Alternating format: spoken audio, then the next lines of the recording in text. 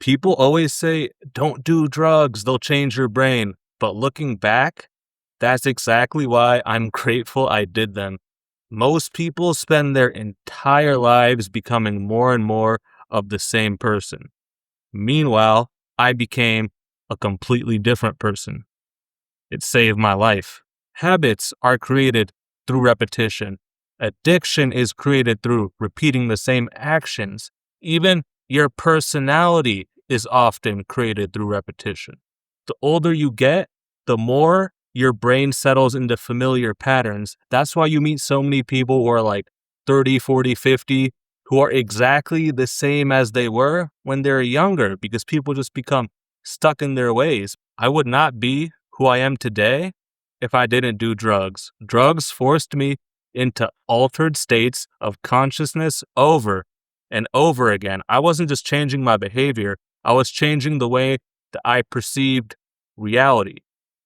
Living in these extreme states constantly rewired my brain. Doing psychedelics every week for months as a teen completely changed me. It shattered assumptions I had about myself and the world. It made me question everything because I could see through the veil. It made it impossible to remain the same person because I was aware of so much.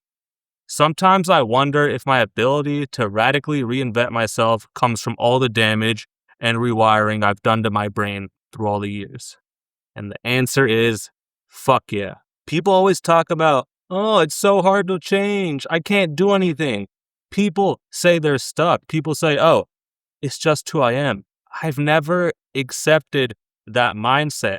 I'd rather become a different person 10 times than stay the same forever because I was a loser before.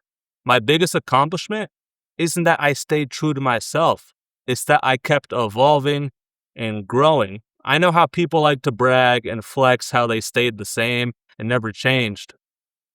Brother, I'm the opposite.